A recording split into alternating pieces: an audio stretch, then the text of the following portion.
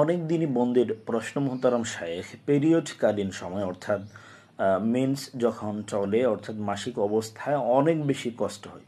মাসিক অবস্থায় অনেক বেশি কষ্ট, ঋতুবর্তী সময়ে অনেক বেশি কষ্ট থেকে মুক্তি পাওয়ার বিশেষ কোনো আমল আছে কিনা জানালে উপকৃত হবো। অত্যন্ত গুরুত্বপূর্ণ এবং জীবন ঘনিষ্ঠ একটা জিজ্ঞাসা এখানে আসছে। অনেক বোন এমন আছে যাদের নাকি 5 দিন 7 দিন অথবা 10 দিন পর্যন্ত মিন্স বা পেরিয়ড চলতে থাকে।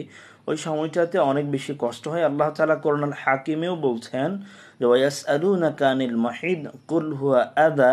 আল্লাহ তাআলা বলছেন এই সময়টা মাহিদ, হায়েদের সময়টা, ঋতুবর্তী অবস্থাটা মহিলাদের জন্য খুব কষ্টকর একটা সময়।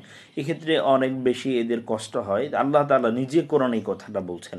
তার মানে অনেকের কষ্টটা বিভিন্ন রকমের হয়ে থাকে, অনেকের ব্যথা বেশি অনুভূত হয় এবং অনেকে শারীরিকভাবে দুর্বল হয়ে যায়। এটা থেকে মুক্তির কোনো আমল আছে কিনা। একটা গুরুত্বপূর্ণ আল্লাহ তাআলার গুণবাচক নাম আছে, এটা পবিত্র নামটা যদি কেউ পাঠ করে 121 বার পাঠ করলে আশা করা যায় ঋতু কষ্ট থেকে মুক্তি পাবে। সেটা হচ্ছে ইয়া মুতাআলি, ইয়া মুতাআলি। আল্লাহ তাআলার এই পবিত্র নাম মাসিকের সময় 121 বার পাঠ করলে ঋতু কষ্ট বা পিরিয়ডকালীন যে কষ্ট আছে এটা থেকে মুক্তি পাওয়ার আশা করা যায়। কারণ আল্লাহ তাআলার এই গুণবাচক নামের আলাদা একটা বৈশিষ্ট্য আছে, এই জন্য এই আমলটা করা যায়।